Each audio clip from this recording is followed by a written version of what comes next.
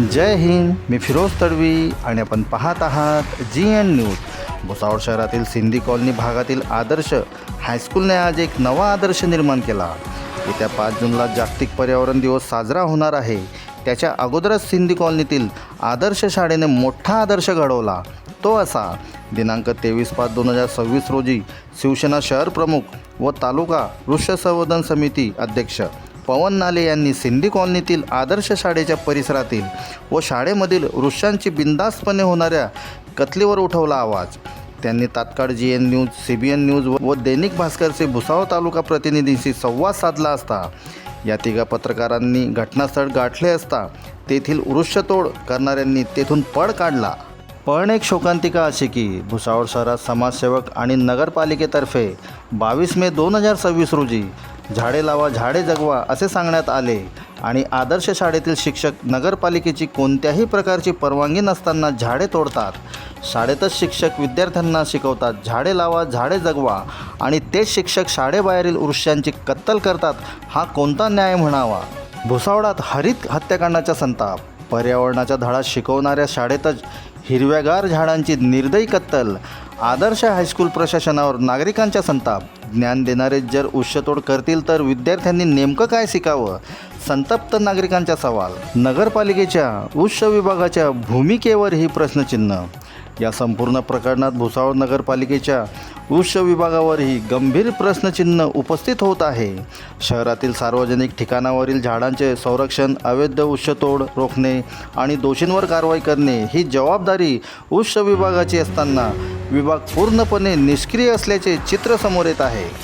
विशेष म्हणजे प्रचंड उष्णतेच्या पार्श्वभूमीवर शहरात हरित क्षेत्र वाचवण्याची गरज असताना उलट झाडांची कत्तल सुरू असल्याने पर्यावरण प्रेमींनी संताप व्यक्त केला आहे.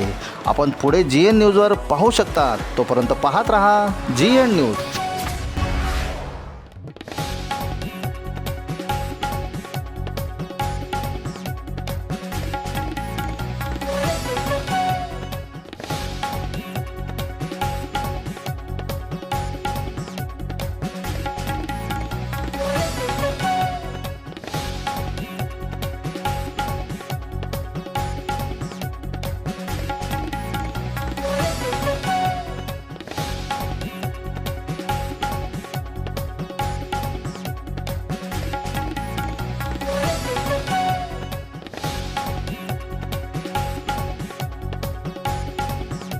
आदर्श हायस्कूलवर आलेलो आहे. आदर्श हायस्कूल भागातील काही नागरिकांचे आम्हाला फोन आले की इथे संबंधित लोक वृक्षतोड करत आहे. ते तुम्ही बघू शकता.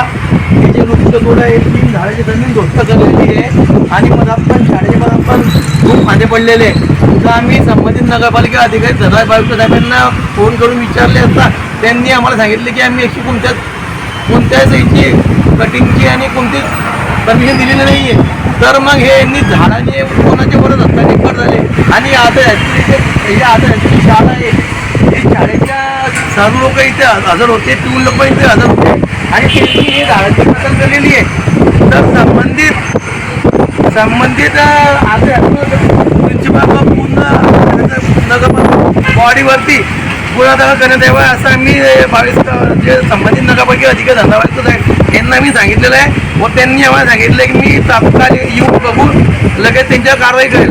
व हे कोणाच्यावर असताना यांनी झाडं तोडण्याची एवढी हिंमत केलेली आहे तेव्हा की भुसावळचे तापमान म्हणजे रिकॉर्ड ब्रेक चालले उष्णतेची लाट असताना पण यांची एवढी झाडं तोडण्याची हिंमत कशी काय झाली.